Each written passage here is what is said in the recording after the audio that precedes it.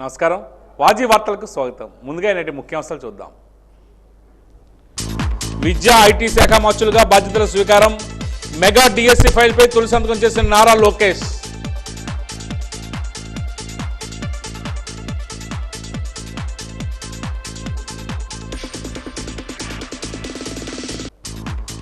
ప్రజల సమస్యలను పరిష్కరించేందుకే ప్రభుత్వం కృషి. జిల్లాలో ప్రారంభమైన ప్రజా సమస్యల పరిష్కార వేదిక.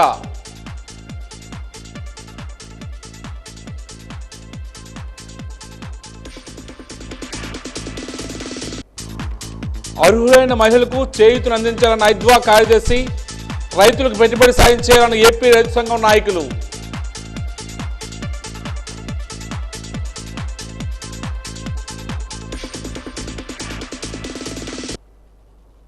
ఇక వివరాలకు వెళ్తే విద్యా ఐటీ ఆర్టీజీ శాఖల మంత్రిగా నారా లోకేష్ ఈరోజు బాధ్యతలు స్వీకరించారు.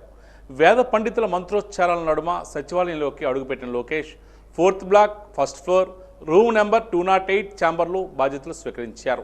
మెగా డిఎస్సి ఫైల్పైనే లోకేష్ తొలి సంతకం చేశారు. మెగా డిఎస్సి ద్వారా 16,347 పోస్టుల భర్తీకి ముఖ్యమంత్రి చంద్రబాబు తొలి సంతకం చేసిన ఫైల్పైనే సంబంధిత శాఖ మంత్రిగా లోకేష్ తొలి సంతకం చేశారు. మెగా డిఎస్సి విధి విధానాలు రూపొందించి కేబినెట్ ముందుకు పంపించారు. తన మంత్రి కుర్చీకి ఎలాంటి ఆర్భాటాలు వద్దని కుర్చీకి చుట్టిన టవల్ను లోకేష్ తీసివేశారు. అనంతరం సచివాలయానికి చేరుకోగానే మంత్రి నారా లోకేష్కు అధికారులు ఘన స్వాగతం పలికారు.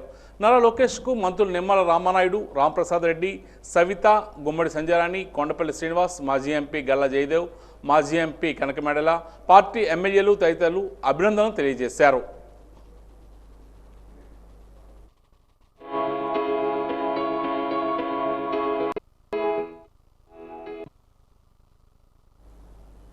ఏపీ డిప్యూటీ సీఎం జనసేన అధినేత పవన్ కళ్యాణ్తో తెలుగు సినీ నిర్మాతలు ఈరోజు భేటీ అయ్యారు. చిత్ర పరిశ్రమ సమస్యలు, రాష్ట్రంలో సినీ రంగం విస్తరణకు ఉన్న అవకాశాలు తదితర కీలక అంశాలపై చర్చించారు. హైదరాబాద్ నుంచి గన్నవరం విమానాశ్రయానికి చేరుకున్న నిర్మాతలు అక్కడి నుంచి deputy CM Pawan Kalyan camp కార్యాలయానికి చేరుకున్నారు. అప్పుడే తొలి కేబినెట్ భేటీ ముగిసిన తర్వాత అక్కడికి చేరుకున్న పవన్తో సమావేశమయ్యారు. సినీ పరిశ్రమ ఇబ్బందులను పవన్కు నివేదించారు. ఈ సమావేశంలో సినిమా ఫోటోగ్రఫీ మంత్రి కందుల దుర్గేష్ సైతం వచ్చారు. పవన్ను కలిసిన వారిలో ప్రముఖ నిర్మాతలు అల్లు అరవింద్, అశ్విని దత్, డి సురేష్ బాబు, ఏం రత్నం, yes Radhakrishna, Dil Raju, N V Prasad, DVV Danayya, Supriya, Bunny Vasu, Nagavamsi, Vamsikrishna, Ravishankar, Naveen Erneni తదితరులు ఉన్నారు.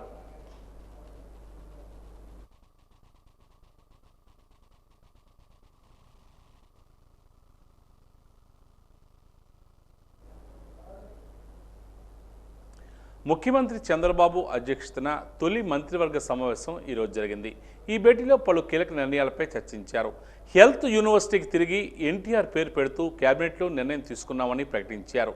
ఈ నేపథ్యంలో మంత్రి కొలుసు పార్థసారథి మీడియాతో మాట్లాడుతూ వివరించారు. యూనివర్సిటీగా పెట్టడం, తర్వాత ఆయన ఈ మెడికల్ అవసరాలన్నింటినీ కూడా ఒకే ఇన్స్టిట్యూట్లోకి తీసుకొచ్చి ఒక యూనివర్సిటీగా స్థాపించిన ఎన్టీ రామారావు గారి పేరు పెట్టాలని ఆ రోజు నిర్ణయం తీసుకుంటూ జరిగింది. తర్వాత 2006లో doctor NTR university of health సైన్సెస్గా ఆ రోజు వైఎస్ రాజశేఖర రెడ్డి గారు కూడా నిర్ణయం తీసుకుంటూ జరిగింది. కానీ దురదృష్టం, గత ప్రభుత్వం ఒక చట్టాన్ని తీసుకొచ్చి మరి ఆ పేరుని తీసేయటం జరిగింది. తీసేసి వైఎస్ఆర్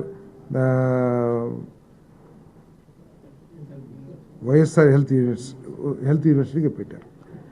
దీనికి సంబంధించి దాంట్లో పాస్ అయిన డాక్టర్లు కొన్ని సమస్యలు ఎదుర్కొంటున్న విషయాన్ని మన గద్దె రామ్మోహన్ గారు, అదేవిధంగా అచ్చెన్నాయుడు గారు, ఇంకా కొంతమంది ప్రజాప్రతినిధులు ప్రభుత్వం దృష్టికి తీసుకొచ్చిన ధర్మంలో. ఎందుకంటే సర్టిఫికేట్స్ ఇచ్చేటప్పుడు కొంతమందికి ఏమో ఎన్టీఆర్ హెల్త్ యూనివర్సిటీ అని, కొంతమందికి ఏమో వైఎస్ఆర్ యూనివర్సిటీ అని చెప్పేసి, తర్వాత కొన్ని సంవత్సరాలేమో ఎన్టీఆర్ యూనివర్సిటీలో చదివి ఫైనల్ డిగ్రీ అంటే కొన్ని సంవత్సరాల మార్కులేమో ఎన్టీఆర్ యూనివర్సిటీ మార్కులు ఇస్తుంటాయి, ఫైనల్ పాస్ అవుట్ ఏమో YSR university.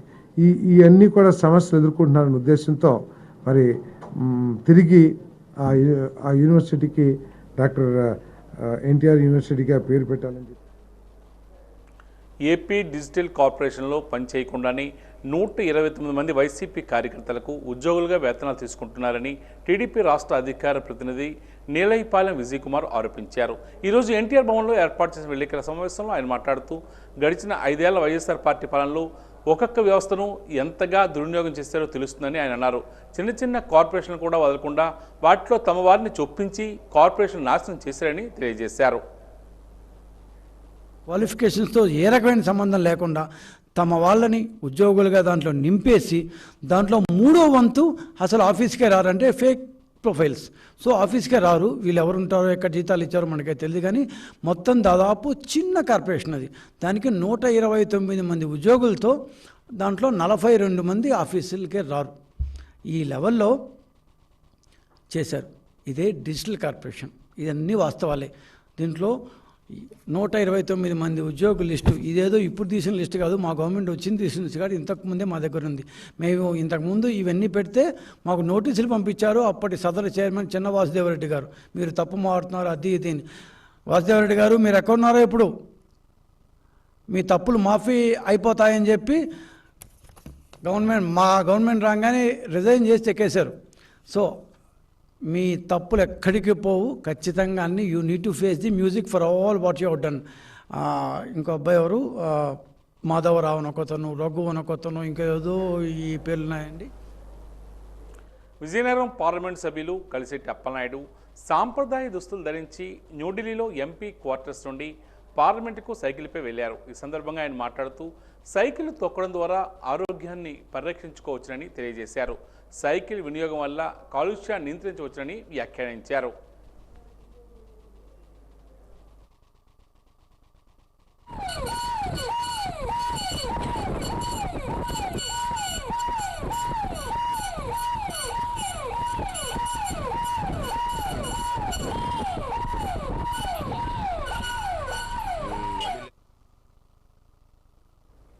Vizianagaram MLA Pusapati Aditi Vijayalakshmi Gajapathiraju ఈ నెల 21వ తేదీన అసెంబ్లీలో ఎమ్మెల్యేగా ప్రమాణ స్వీకారం చేసి విజయనగరం తిరిగి వచ్చిన నేపథ్యంలో తెలుగుదేశం పార్టీ పట్టణ శాఖ అధ్యక్ష కార్యదర్శి ప్రసాద్ బంగారుబాబుల ఆధ్వర్యంలో ఆమెను అభినందించారు.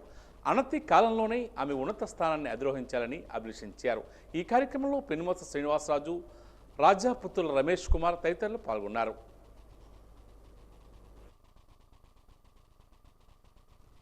మా ప్రీతమ నాయకురాలు పూసపాటి అదితి విజయలక్ష్మి గజపతిరాజు గారు మొన్న 21వ తేదీన ప్రమాణ స్వీకారం చేసిన సందర్భంగా అది మాకు ఒక పండగ దినం. సో దాంట్లో భాగంగా ఈరోజు మా టౌన్ కమిటీ ఆధ్వర్యంలో పెద్దలు ప్రసాద్ గారు ప్రెసిడెంట్ గారు, అదేవిధంగా సెక్రటరీ బంగారబాబు గారు ఆధ్వర్యంలోనూ ఈరోజు మా టౌన్ కమిటీ అందరూ కూడా మేడం గారిని కలిసి ఆవిడకి పుష్పగుచ్చం ఇచ్చేసి మరిన్ని పదవులు అధోరించాలని చెప్పేసి మనస్ఫూర్తిగా కోరుకుంటూ ఆవిడకి శుభాకాంక్షలు తెలియజేయడం జరిగిందండి. Thank you. యువ నాయకులు విజయనగరం శాసనసభ్యులు పూసపాటి అతిథి విజయలక్ష్మి గారు మొన్న 21వ తారీఖున విజయవాడలో అసెంబ్లీలో ప్రమాణ స్వీకారం చేసిన సందర్భంగా ఈరోజు మా టౌన్ కమిటీ సభ్యులు అలాగే టౌన్లో ఉన్న నాయకులు అందరం కూడా మేడం గారికి శుభాకాంక్షలు తెలియజేయడం జరిగింది. మేడం గారు ఇంకా ఎన్నో ఉన్నతమైన పదవులు సాధించాలని మేమందరం కూడా టౌన్ కమిటీ ద్వారా ఆవిడకి కృతజ్ఞతలు ధన్యవాదాలు తెలియజేయడం జరిగింది.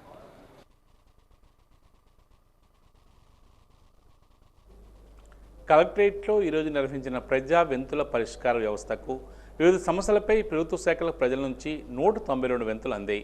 కలెక్టరేట్ ఆడిటోరియంలో నిర్వహించిన వింతుల స్వీకరణ కార్యక్రమంలో సంయుక్త కలెక్టర్ కార్తీక్, జిల్లా రెవెన్యూ అధికారి అనిత, ఆర్డీఓ సూర్యకళ, డిప్యూటీ కలెక్టర్లు మురళీకృష్ణ, రాజేశ్వరి, నూకరాజు తదితరులు వింతలు స్వీకరించారు. ఈ సందర్భంగా వివిధ సమస్యలపై 192 వింతలు ఈరోజు అందాయి. రెవెన్యూ శాఖకు సంబంధించి 135, డిఆర్డీఏకి సంబంధించి 29, జిల్లా పంచాయతీ శాఖకు సంబంధించి 9, విద్యాశాఖకు సంబంధించి 9, జిల్లా ఆసుపత్రులకు సంబంధించి 8, మున్సిపాలిటీకి సంబంధించి 2 వింతలు అందాయి. సమస్యలను పరిశీలించి సత్వరమే పరిష్కరించే దిశగా కృషి చేయాలని అధికారులకు జేసీ కార్తీక్ ఆదేశించారు.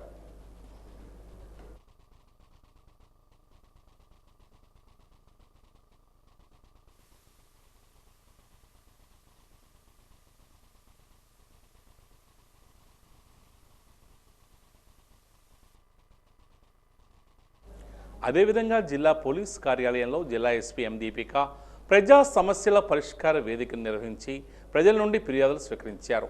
వారి సమస్యలు తెలుసుకుని సంబంధించిన పోలీస్ అధికారులతో వీడియో కాన్ఫరెన్స్లో మాట్లాడి బాధితుల సమస్యలను వివరించి చట్ట పరిధిలో చర్యలు చేపట్టి ఫిర్యాదుదారులకు న్యాయం చేయాలని సంబంధిత అధికారులకు ఆదేశించారు.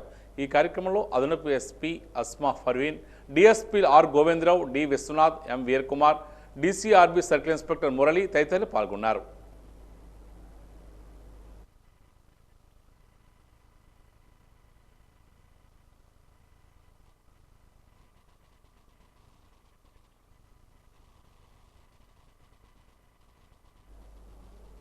విజయనగరం జిల్లా చిపురుపల్లి మండలం పీకే పాలవలస పంచాయతీ పరిధిలో గల అలక్క నారాయణపురం గ్రామస్తులు ఈరోజు కలెక్టరేట్లో ప్రజా సమస్యల పరిష్కార వేదికలు తమ సమస్యను విన్నవించుకున్నారు. ఈ సందర్భంగా వారు మీడియాతో మాట్లాడుతూ బీపీ వరకట్టులోని పాపారెడ్డి పౌల్ట్రీ ఫారం ప్రక్కన ఉన్న సుమారు 5 ఎకరాల భూమిలో తాము సాగు చేసుకుని గట్టులు ఎత్తుకుని కొబ్బరి మొక్కలు, మామిడి, జీడి, టేకు మొక్కలు వేసుకున్నామని తెలియజేశారు.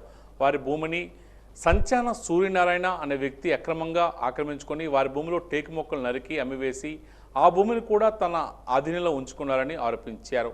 నిందితులపై తగిన చర్యలు తీసుకుని వారి భూములు అప్పగించవలసిందిగా అభ్యర్థిస్తున్నారు. అభ్యర్థించిన వారిలో పి అప్పారావు, వైకుంఠం తదితరులు ఉన్నారు.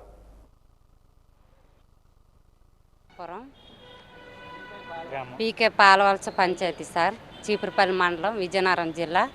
మాకు ఇది సంచాన సూర్యనారాయణ అనే వ్యక్తి మాకు అందరికి వార్డు నెంబర్ వైసీపీ అతనేమొచ్చి మాకు అందరికీ సంబంధించిన భూము మేము అందరము సాగు చేసి బొండాలు, కొబ్బరికాయలు అన్నీ తీసుకొని, జీడిపిక్కలు ఏరుకొని, మామిడికాయలు ఏరుకొని అన్నీ చేసుకొని, గొట్లు వేసుకొని, దున్నించుకొని అన్నీ చేసుకుని భూమిని ఏమొచ్చి మేము వెళ్ళి అన్నీ చేసుకుంటే అతనేమొచ్చి వెళ్ళి ఆక్రమించుకొని మీకు లేదు భూమి అన్నట్టు మాట్లాడేసి మేము తాటరేట దున్నించిన తర్వాత ఏమొచ్చి మాకు లేదు మేము పట్టా చేసేసుకున్నా మీకు ఇక్కడ ఏ భూమి లేదు వెళ్తారా అన్నట్టు తగులాడి అతనేమొచ్చి మమ్మల్ని బయటికి గెంటినట్టు చేస్తాడు సార్.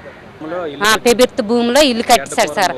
అది గడ్డ పొంగిపోయి మా ఇళ్ళ మీదకి వస్తుంది, మురుగు కాలువ అంత అలాంటి పనికి మళ్ళీ పనులన్నీ చేస్తున్నాడు సార్. కుటుంబం 30 మందిని సార్. అడు ఒకడు మాకు లీడర్గా చేసి మమ్మల్ని అన్యాయం చేసి ఆ భూములు అన్నీ కూడా ఆడే లెక్క లేకుండా చేసుకుని ఆడో దొబ్బుతున్నాడు. ఎక్కడికి వెళ్ళి ఏం చేస్తారో చెయ్యండి, ఎక్కడికి వెళ్ళి ఏదైతే తీసుకోండి మీరు తీసుకోండి చెయ్యండి అన్నట్టు మాట్లాడతాడు. 30 మందికి అందరికీ వచ్చినట్టు ఆ భూమి మాకు కావాలి సార్. ఐద్వా విజయనగరం జిల్లా కమిటీ ఆధ్వర్యంలో ప్రజా సమస్యల పరిష్కార వేదికలు ఒక వినతి పత్రాన్ని సమర్పించారు. అనంతరం సంఘం జిల్లా కార్యదర్శి రమణమ్మ మీడియాతో మాట్లాడుతూ అర్హులైన మహిళలందరికీ చేయూత డబ్బులు మంజూరు చేయాలని కోరారు. గత ప్రభుత్వం మహిళలందరి కోసం విడుదల చేసిన చేయూత డబ్బులు 18,750 రూపాయలు ఎన్నికల కోడ్ ఉన్న కారణంగా ప్రభుత్వం వారు ఇవ్వకుండా ఆపివేశారని, నూతన ప్రభుత్వం ఏర్పడిన తర్వాత ఆ చేయూత డబ్బులు కొంతమంది మహిళలకు పడ్డాయని, కొంతమందికి పడలేదని తెలియజేశారు. దీనివల్ల మహిళా బ్యాంకుల చుట్టూ తిరుగుతూ తీవ్ర ఇబ్బందులు పడుతున్నారు కాబట్టి అర్హులైన మహిళలందరికీ చేయూత డబ్బులు జమ అయ్యే విధంగా రాష్ట్రంలో వైఎస్ఆర్ కాంగ్రెస్ పార్టీ అధికారులు ఉండేటప్పుడు నవరత్నాలలో ఒక సంక్షేమ పథకం పెట్టింది. 45 ఏళ్ళ వయసు నుంచి 60 ఏళ్ల మధ్య ఉన్న వాళ్ళకి చేయూత పథకం 18,750 రూపాయల పథకం పెట్టింది. అయితే ఈ పథకం ఎన్నికలకు ముందే వైఎస్ జగన్మోహన్ రెడ్డి గారు, మాజీ ముఖ్యమంత్రి గారు బటన్ నొక్కి బ్యాంకులకు అప్పచెప్తే ఈరోజు కొత్త ప్రభుత్వం వచ్చిన తర్వాత ఈ యొక్క మహిళల చేయూత పథకాన్ని ఈ ప్రభుత్వం ఆపిందని చెప్పేసి మహిళలందరూ ఆరోపిస్తున్నారు.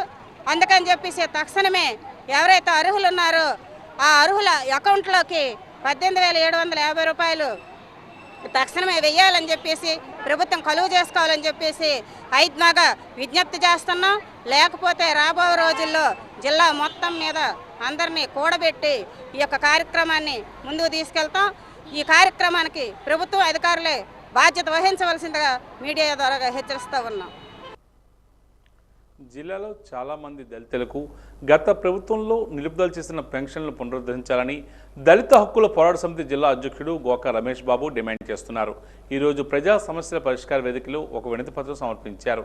ఈ సందర్భంగా మీడియాతో మాట్లాడుతూ చర్మకారులు, డప్పు కళాకారులకు, ఇతరులకు సామాజిక పెన్షన్లు కొత్త వారికి కూడా మంజూరు చేయాలని కోరుతున్నారు.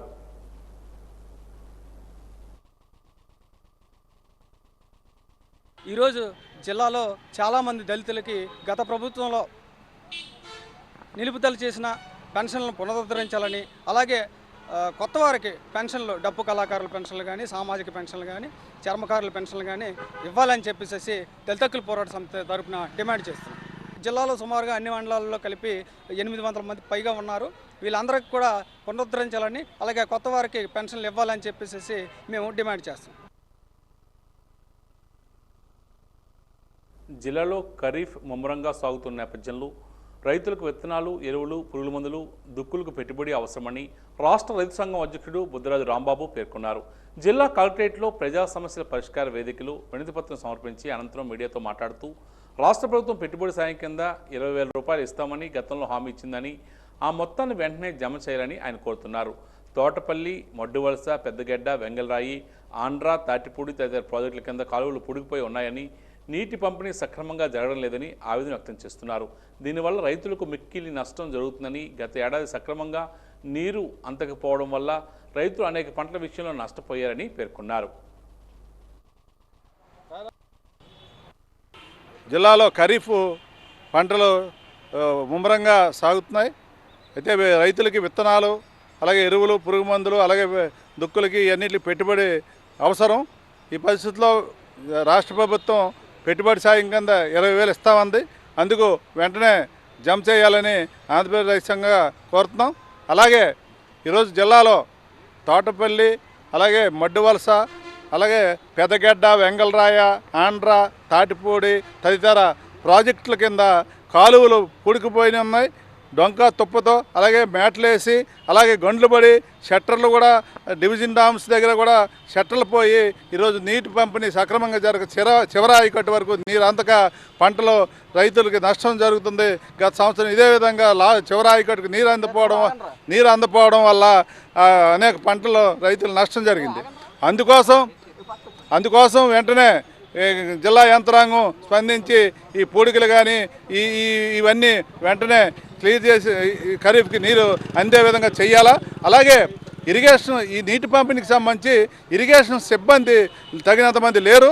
అలాగే లష్కర్లు పెట్టినట్టు చూపిస్తున్నారు తప్ప గ్రౌండ్ స్థాయిలో నీటి వాళ్ళని అమల్లో లేదు. అందుకోసం ఈ లష్కర్లని వాళ్ళని నియమించి ఇరిగేషన్ సిబ్బందిని నీటి పంపిణీ వచ్చే నీటి పంపిణీ కూడా సక్రమంగా జరిగే విధంగా చేసి రైతాంగానికి ఆదుకోవాలని ఈరోజు జిల్లా యంత్రాంగం దృష్టికి తీసుకెళ్ళాం. జిల్లా జేసీ గారు తగు సంబంధిత డిపార్ట్మెంట్ అందరితో మాట్లాడి తగు చర్యలు తీసుకుంటామని హామీ ఇచ్చారు. విద్యుత్తు, రోడ్డు సదుపాయాలు తమకు లేవని దత్తిరాజేరు మండలం షికార్గంజ్ పంచాయతీకి చెందిన ఎస్టీ వలస గ్రామస్తులు నాగేశ్వరరావు ఆవేదన వ్యక్తం చేస్తున్నారు. ఈరోజు ఆ గ్రామస్తులు జిల్లా కలెక్టరేట్లో ప్రజా సమస్యల పరిష్కార వేదికలో తమ ఆవేదన విన్నవించుకుంటూ ఒక వినతి పత్రాన్ని సమర్పించారు. ఈ సందర్భంగా వారు మీడియాతో మాట్లాడుతూ 22 సంవత్సరాలుగా ఆ గ్రామంలో నివసిస్తున్నామని, ఇదే విషయంపై గతంలో అనేక సార్లు అధికారులకు విన్నవించుకున్నామని తెలియజేశారు. ఎన్నికలకు ముందు తమ గ్రామానికి విద్యుత్ స్తంభాలు కూడా వచ్చాయని, కానీ ప్రస్తుతం తిరిగి వాటిని పట్టుకుని వెళ్ళిపోయారని తెలియజేశారు. ఇప్పుడు మళ్ళీ విద్యుత్ స్తంభాలు వచ్చాయని, ఏమి జరుగుతుందో చూడాలని అంటున్నారని, ఎన్నికల ముందు హామీలు ఇవ్వడానికి వచ్చిన నాయకులు తర్వాత కనబడడం లేదని ఆవేదన వ్యక్తం చేస్తున్నారు. వాజీ న్యూస్తో. అండి వచ్చే ఆ స్తంభాలు మళ్ళీ పట్టుకెళ్ళిపోతారో తెలియదు. అది కరెంటు గురించి వచ్చాం, అవి ఏమో ఇప్పుడు అలాగే ఉండిపోయానండి. ఇప్పుడు వరకు ఏ పని ఇప్పుడు వరకు చేయలేదండి. అది మా రోడ్ లేదండి, పిల్లలు స్కూల్కి వెళ్ళగలన్నా రోడ్ లేదు, ఎట్లేదండి. స్కూల్కి 25 కుటుంబాలు ఉన్నాయండి అక్కడ. రోడ్డు కోరుకుంటున్నదండి. పిల్లలు స్కూల్కి పంపించాలన్నా, డొంకల నుంచి పంపించాలంటే భయం వేస్తుంది. షికార్గంజ్ పంచాయతీ మాకు కరెంటు కానీ రోడ్డు కానీ ఎటువంటి సదుపాయాలు మాకేమి లేవండి.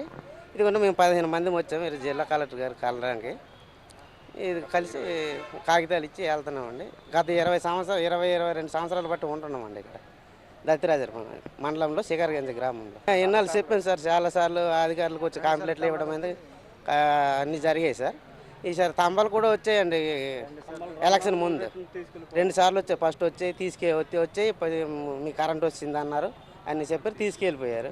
ఇది ఇప్పుడు మళ్ళీ వచ్చాయండి. మరి ఇప్పుడు ఏం జరుగుతుందో తెలియదు. ఏమనంటే ఫారెస్ట్ డిపార్ట్మెంట్ వాళ్ళు ఆపేస్తున్నారు, అందుకని తీస్తున్నాము అంటారు సార్. ఓట్లు ఎలక్షన్ అప్పుడైతే వస్తారు సార్, హామీలు ఇస్తారు, మాకు ఓట్లు వేయండి, గెలిపించండి, మేము గెలిపిస్తే మీకు కరెంటు కానీ రోడ్డు కానీ ఇల్లు కానీ ఇస్తామంటారు. తర్వాత ఏమంటే మొత్తం తీసుకెళ్ళిపోతారు సార్. పాలవలస గ్రామానికి చెందిన ఉపాధి హామీ కూలీలు ఈరోజు జిల్లా కలెక్టరేట్లో ప్రజా సమస్యల పరిష్కార వేదికలు తమ సమస్యలు విన్నవించుకున్నారు. గేదెల సత్యనారాయణ అనే ఫీల్డ్ అసిస్టెంట్ సస్పెన్షన్లో ఉన్నాడని, అతను తిరిగి డ్యూటీలో చేరి భయభ్రాంతులకు గురి చేస్తున్నారని ఆరోపించారు. దాన్ని ఇబ్బంది పెడుతున్నారని, జాబ్ కార్డు కూడా డిలీట్ చేస్తాం అంటున్నారని ఆరోపించారు. అందువల్లే తాము పనికి వెళ్ళలేకపోతున్నామని, తమకు న్యాయం చేయాలని కోరుతున్నారు. క్షేత్ర సహాయకుడిని తక్షణమే విధుల నుంచి తొలగించాలని వారు డిమాండ్ చేస్తున్నారు.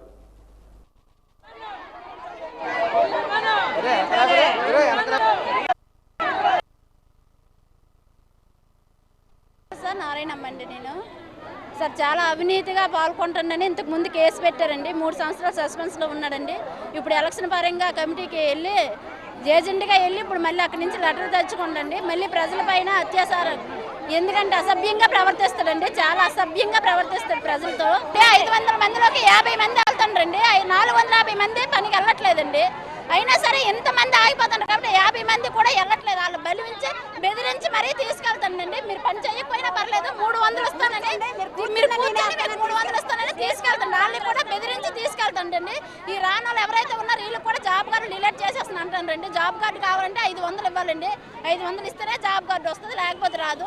ఒకవేళ పని కావాలని డిమాండ్ పెట్టడం కోసం వెళ్తే డిమాండ్కి 50 రూపాయలు ఇవ్వాలండి.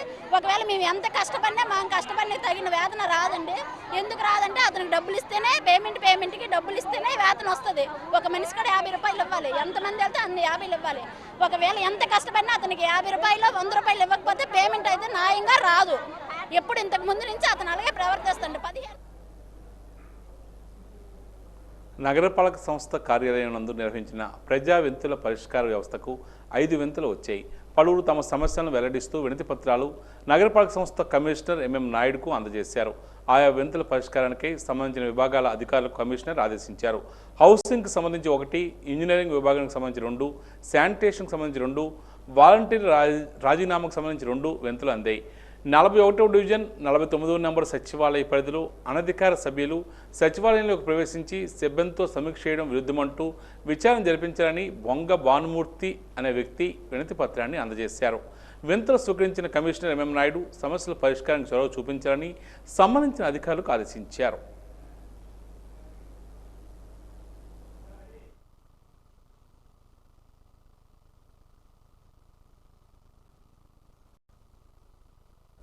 ప్రతి సమస్య పరిష్కారం కావాలని పార్వతీపురం మన్యం జిల్లా కలెక్టర్ నిశాంత్ కుమార్ అన్నారు.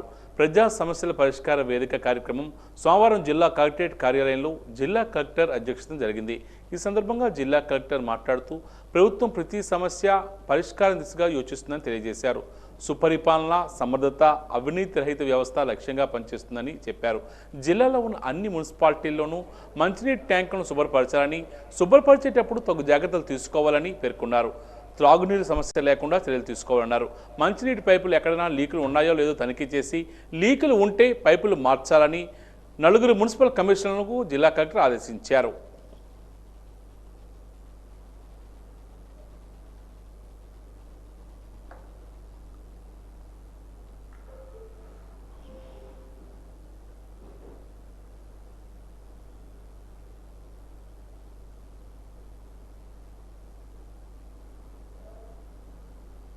బొబ్బిలి ఎమ్మెల్యే బేబీ నాయన జన్మదినం సందర్భంగా బొబ్బిలి కోటలో నిర్వహించిన మెగా రక్తదాన శిబిరానికి విశేషమైన స్పందన లభించింది.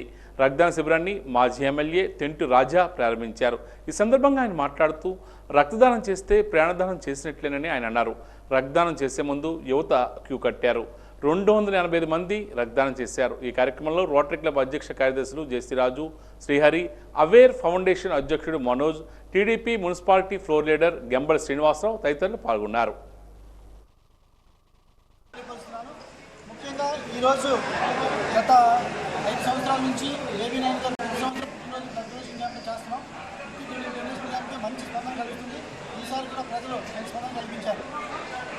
చాలామంది రకంగా ముందరకు వచ్చి బ్లడ్ డొనేట్ చేయడం అనేది చాలామంది ప్రజలకి ఉపయోగకరంగా అనుకుంటున్నాము.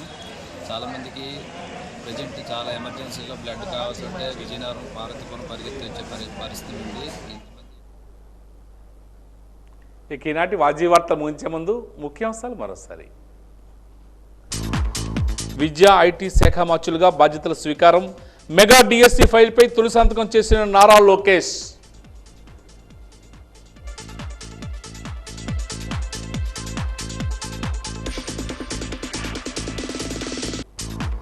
ప్రజా సమస్యలను పరిష్కరించేందుకే ప్రభుత్వం కృషి. జిల్లాలో ప్రారంభమైన ప్రజా సమస్యల పరిష్కార వేదిక.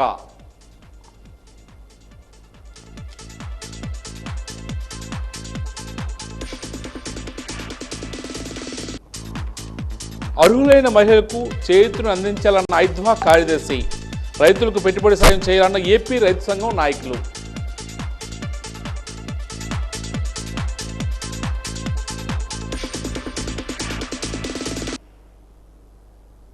వాజీ వార్తలు ఇంతటితో సమాప్తం. నమస్కారం.